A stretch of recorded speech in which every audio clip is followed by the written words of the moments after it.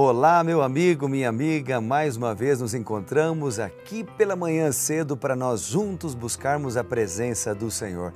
Eu estou muito feliz pela oportunidade que Deus me deu de me encontrar com você cada manhã, para nós ouvirmos a voz de Deus, para nós orarmos juntos, para nós escutarmos o que Deus tem para falar com a gente. E hoje nós temos um salmo maravilhoso da Palavra de Deus. Mas antes, eu quero começar a leitura com você com outro texto. É esse daqui, ó. Disse o Senhor a Moisés: falarão e aos seus filhos dizendo: abençoarei os filhos de Israel e dir-lhe-eis: o Senhor te abençoe e te guarde. O Senhor faça resplandecer o rosto sobre ti e tenha misericórdia de ti. O Senhor sobre ti levante o rosto e te dê a paz.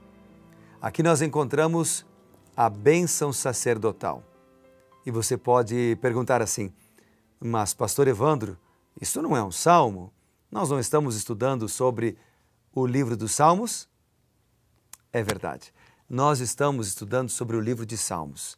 Acontece que o salmo de hoje que nós vamos meditar, você lembra? Ontem nós estudamos o Salmo 66. Hoje nós estamos estudando o Salmo 67.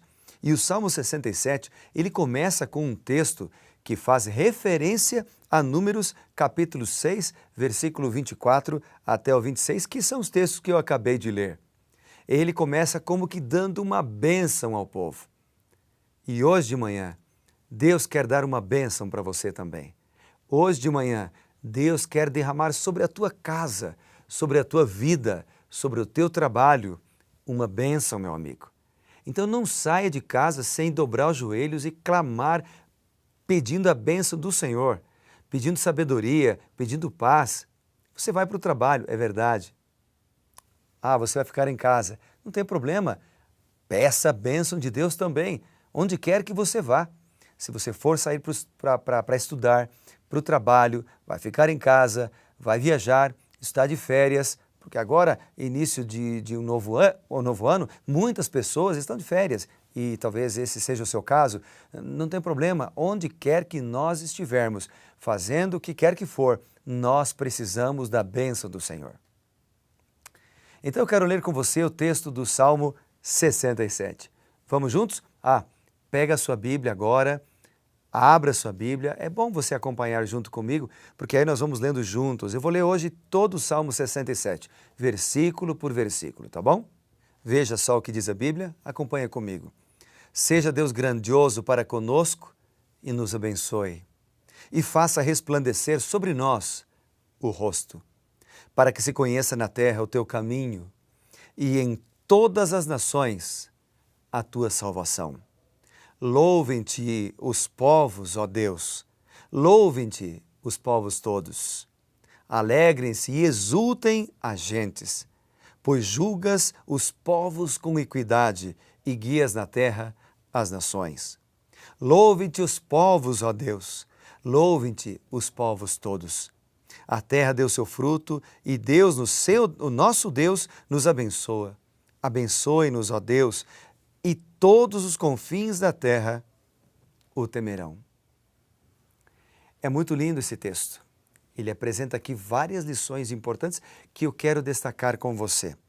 Primeiro, ele apresenta aqui o Salmo 67, a bênção do Senhor para todas as nações. Então a bênção de Deus, ela não é limitada a um tipo de pessoa, a um tipo de nação, a um povo exclusivo. É bem verdade que o povo de Israel foi chamado por Deus como um povo peculiar, mas tinha um objetivo. O povo de Israel foi chamado pelo Senhor para ser uma testemunha viva para outras nações, para levar o amor de Deus para outras nações.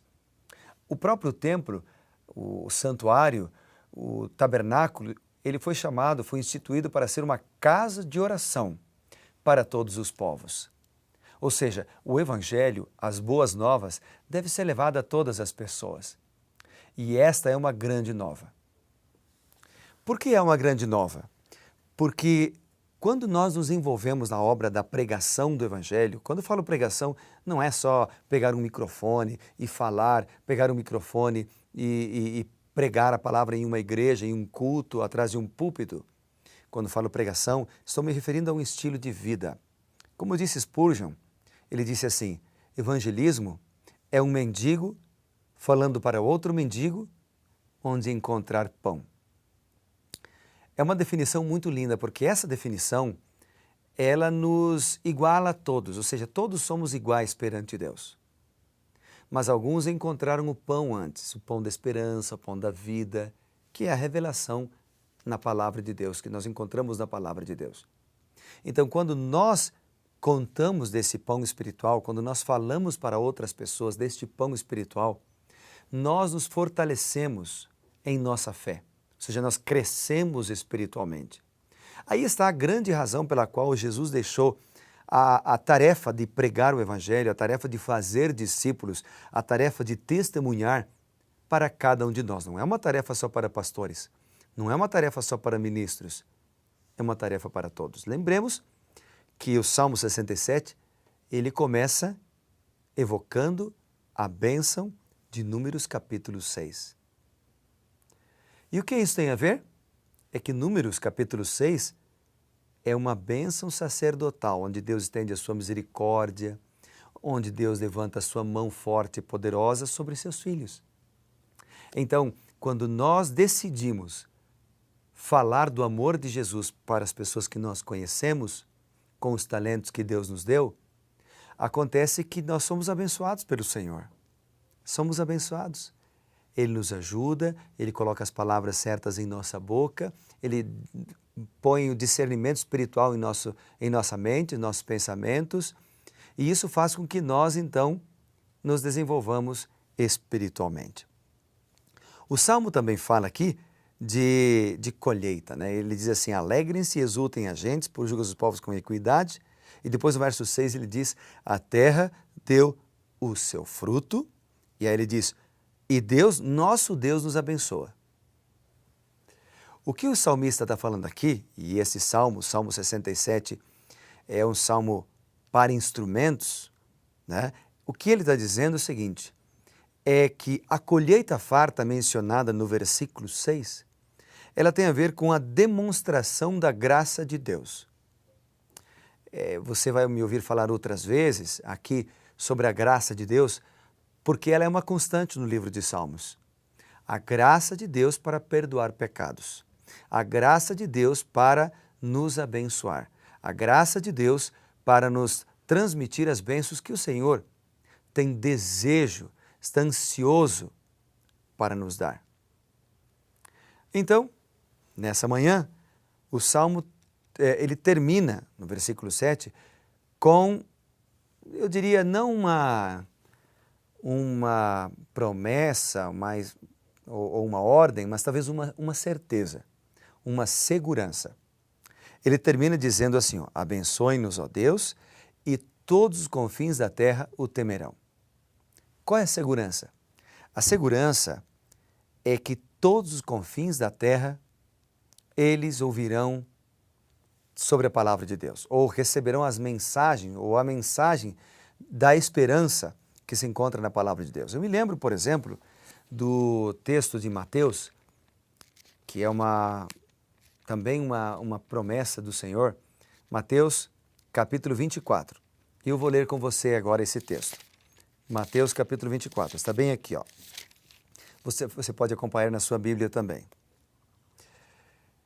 E será pregado este evangelho do reino por todo o mundo, para testemunha a todas as nações, então virá o fim. O que Jesus está apresentando aqui é uma certeza, também é uma segurança. Este evangelho será pregado para testemunha a todas as nações.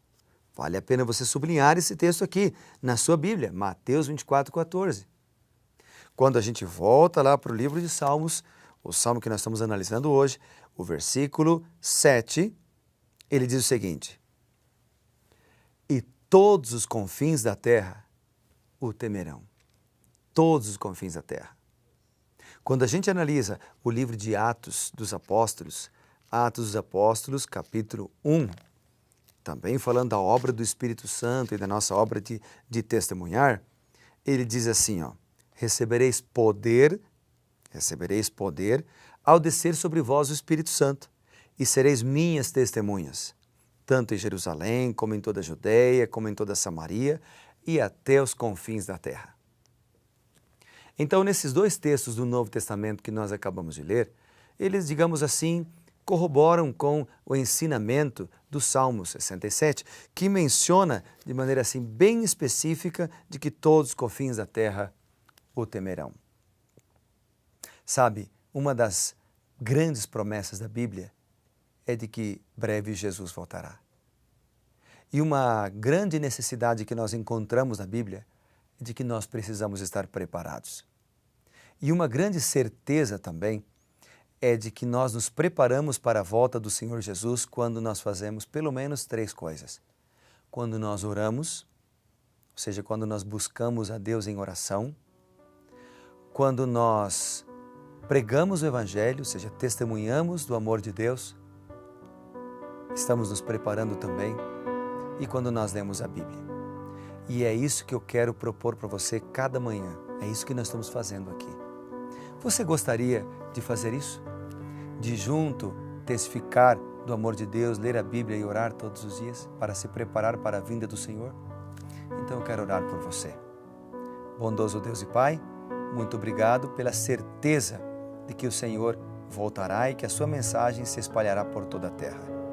Dá-nos a segurança da sua segunda vinda e a certeza da salvação em Cristo. Abençoa-nos, ó Deus, e capacita-nos com teu Santo Espírito. Em nome de Jesus. Amém.